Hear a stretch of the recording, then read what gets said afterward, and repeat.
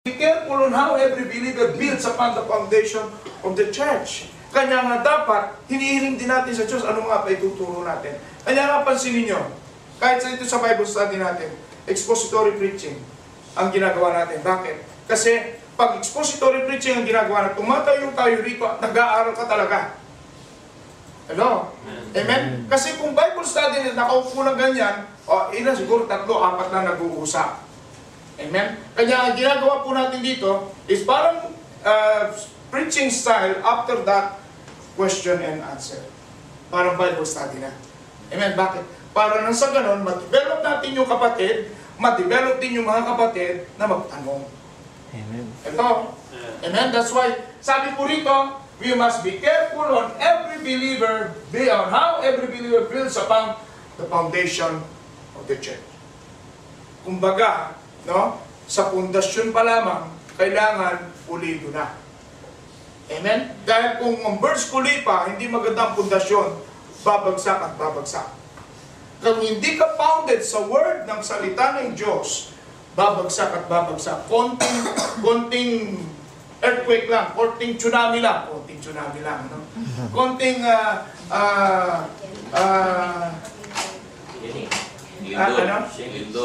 konting shake lang, konting shaking lang, no? O baka nakarinig ka lang, wala namang kwenta din sa pinag-aaralan, nawala ka na. Amen? Ganun pala, wala pa na kwenta. Diba? Nagpapagod ka lang dyan. Diba? Mga ganung bagay, maririnig po natin yan kasi malimit, no? Even sa mga kapatiran, malimit maririnig mo yan. No? Pagod na, tagal, or... So, ang kailangan na talaga, we must be founded with the Word of God. Kanya nga sabi ng salita ng Diyos, let your yes be yes, and let your no be no. Amen? Kanya kung pupunta ka ng Bible study, yes. Amen? At kung pupunta ka ng Bible study, nag-yes ka na, agahan mo na. Amen. Dahil may patutuo pa. Amen. Hello? Amen. Amen. No? So careful on how every believer builds upon the foundation of the church. Katulad ni Paul, nung siya'y dinala ron, no, nagbahagi siya ng kaalaman na natutunan niya. At dumating ang panahon na yung mga tinuruan niya, sila na rin tumayo doon sa lugar na yun. And there will be that time na itong mga to ay dadalhin din ng Panginoon at yung mga naturuan nila, sila rin ang magte-take over. Amen? So, maliwanag ko. Okay. Now, verse 11. Sabi niya, for no one can lay any foundation other than one already laid, which is Christ. Hindi mong ilaw, bro. Which is, sino? Jesus Christ. So kanina, we must be careful. And then now, we must remember that Jesus Christ is the only foundation in building the church. It is not the elder, it is not the pastor, it is not the workers, the leaders, no? It is the Lord Jesus Christ. Amen? At dahil kung ang pundasyon natin ay ang Panginoong Hesus, hindi yan babagsak. Amen. Amen? Dahil kung ang pundasyon mo ay tao, ay babagsak at babagsak yan. But take note, if Jesus is our foundation, then hindi babagsak ang pundasyon. Sapagkat ang pundasyon, ang Panginoong Hesus ang pundasyon, He is the rock. Amen? He is the rock eternal. Hello? Amen. No? Kanya nga po sabi sa John 7, verse 16 to 17. Pakibasa ka, Sister Jessa. Jesus answered, my teaching is not my own. It comes from Him who sent me. If anyone chooses to do God's will, he will find out whether my teaching comes from God or whether I speak on my own. Amen. No? So, hindi galing sa Kanya, kundi galing sa Diyos Ama. Amen? Kung ano ang sinasabi ng Diyos Ama, yun ang ginagawa ng ating Panginoon. Hindi yung sarili niyang will, kundi it's the will of the Father. Amen? Kaya nga po sabi sa Ephesians 2, verse 20 to 21, Sister Jackie. Built on the foundation of the apostles and prophets, with Christ Jesus Himself as the chief cornerstone. In Him the whole building is joined together and rises to become a holy temple in the Lord. Amen. No? Parang kata niya. And rises, amen? And rises to become a holy temple in the Lord. Now, tingnan niyo po na, sa physical na paggawa ng building, merong engineer. Tama? Merong mga laborer. Diba? May foreman, may laborer. Ganun din, spiritually, if Jesus is our chief cornerstone, if Jesus is our master builder, amen, siya yung nagtuturo sa atin. Amen? At kung siya ang master builder natin, no, alam niya kung ano yung plano. Alam niya kung anong mangyayari. Ganun din sa plano. Di ba, hindi ka pwedeng magtayo lang ng building na walang plano. Hindi pwedeng magtayo ka ng building na walang engineer. Hello? Otherwise, iba-ibang sukat niya. Tama? At yung paglagay ng mga simento, pag ano hindi nakasukat, talagang babagsak yan. So, kailangan may chief engineer. Ganun din sa spiritual, if Jesus is our Cornerstone. chief cornerstone, diba? Chief cornerstone, siya yung master builder natin, then He knows what to do. Hello? Alam niya kung ano yung sitwasyon, alam niya kung alilan ng deadline, alam niya kung ano yung patataliin. Amen? Ganon din sa ating spiritual na buhay. And if Jesus is our cornerstone, if Jesus is our chief cornerstone, hindi tayo matidisay. Hindi tayo mababako. Tama ba yun? Babako o... Ha? Ano ba? Dapat bako ba yun? Lubak. Panuluba. Bako, iba yata ang Tagalog. Hello? Amen? So, we must be careful and we must remember that Jesus is our foundation. Now, if any man builds on this foundation, verse 12, using gold, silver, costly stones, wood, hay, or straw. Now, ito po, we must obtain valuable materials in building the church. Now, sa isang physical na building, pag gumagawa ka, no, ay ano ba yung mga materyales na gagamitin mo? Ano ba yung materyales na pwede mong gamitin para maging matibay? Kumbaga, materyales fuertes. Amen. No?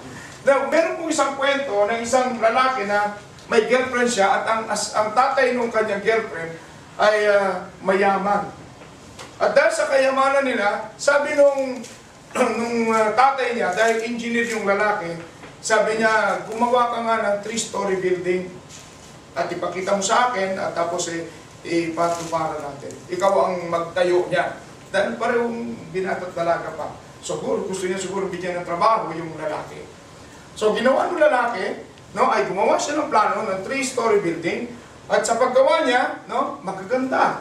No, at sabi ng tatay, okay, approve. Ikaw na rin, ibibigay ko sa iyo pera, ikaw na bahalang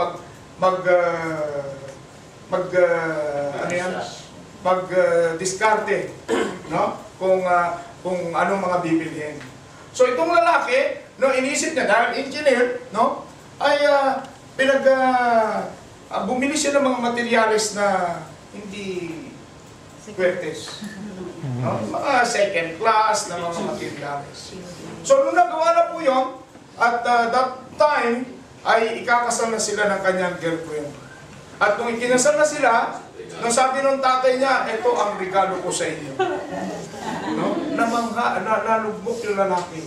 Kung alam ko lang na amin pala ito. Amen? Dapat pala yung materials na gagamitin ko ay maganda. No?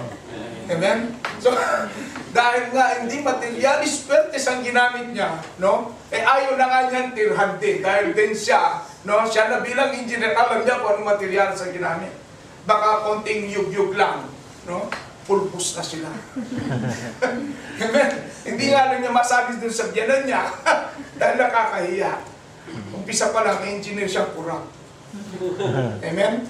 Now, obtain valuable materials in building the church. So, kung gusto natin na magandang building natin, no, pulido, ang gagamitin mo ay magagandang materyales. Amen? Now, spiritually, may kahulugan ang mga bagay nito. Now, if you talk about silver, gold, costly stones, these are the kind of materials na permanent materials.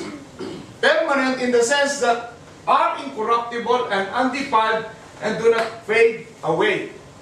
Now, tingnan po natin. They can be compared to gold, silver, and costly stones. Now, ito ay katulad ng fruit of the Spirit. Spiritual na pinag-uusapan. Now, pag sinabi natin gold, silver, and costly stones, these are the fruit of the Spirit. Sa atin, bilang mga mananampalataya, No, hindi na yung materialis puwertes ang kailangan natin, kundi fruit of the Holy Spirit. Ano itong fruit of the Holy Spirit? Galatians 5:22 to 23. Sugar. The fruit of the Spirit is love, joy, peace, patience, kindness, goodness, faithfulness, gentleness, and self-control. Against such things, there is no law. Amen. No? So kung titignan po natin, ito pala yung mga materialis po, gold, silver, but spiritually, it talks about our character. Amen? Kanya nga, fruit of the Spirit, no? Love, peace, joy, 9 lahat yung mga yan. At least meron ka man lang isa, o dalawa, o mas maganda ko siya. Amen? Amen? Now, things which are to be added to our faith. Una, fruit of the Spirit.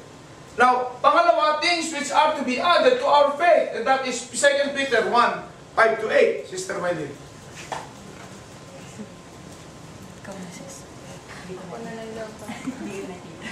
For this very reason, make every effort to add to your faith goodness, and to goodness, knowledge, and to knowledge, self-control, and self-control, perseverance, and to perseverance, godliness, and to godliness, brotherly kindness, and to brotherly kindness, love. For if you possess these qualities in increasing measure, they will keep you from being ineffective and unproductive in your knowledge of our Lord Jesus Christ. Amen. Tignan po natin dito, no? Sabi niya, for if you possess these qualities, they will keep you from being ineffective and unproductive. Diba? Kung meron ka palang, aside from fruit of the Holy Spirit, you have this goodness, knowledge, self-control, perseverance, godliness, kindness, no? And love. Amen? You will be effective. And you will be productive in the kingdom of God. Amen. Amen? So, things which are to be added to our faith, and souls and lives of men and women, boys and girls, who became living stones in the church. Who became living stones in the church. Sinasabi po rito sa 1 Peter 2:4 to 5, Sister Jen. Ay, brother. Christian. As you come to Him, the living stone, rejected by men, but chosen by God and precious to Him.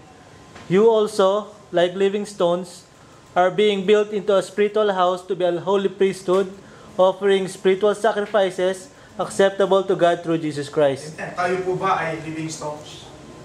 Amen. Katulad po ni Paul. Paul is a living stone. He's an example of a living stone na kung saan these are men and women, no, who serve God. Amen? Who serve God effectively and productively. Amen? Because they have this fruit of the Holy Spirit and other things to add into their faith. Amen?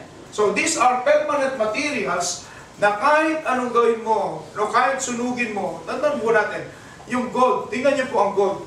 Pag habang sinusunog po ang gold, ang silver, or even other stones, alam niyo po, habang sinusunog po sila, they being refined better.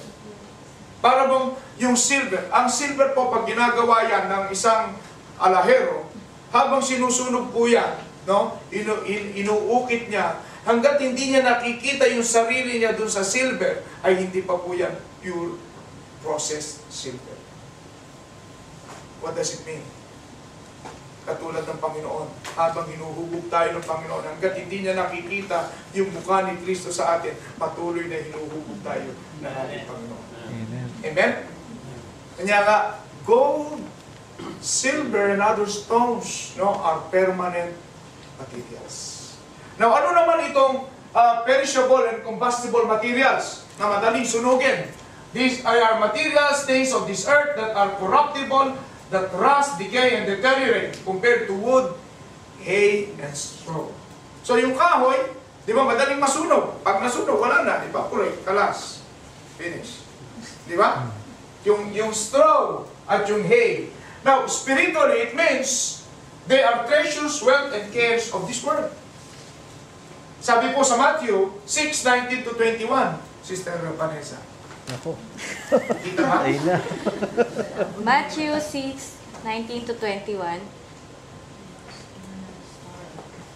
Oh. Kaya ba ba? Kaya. Lapit na po ako ha. Do not start.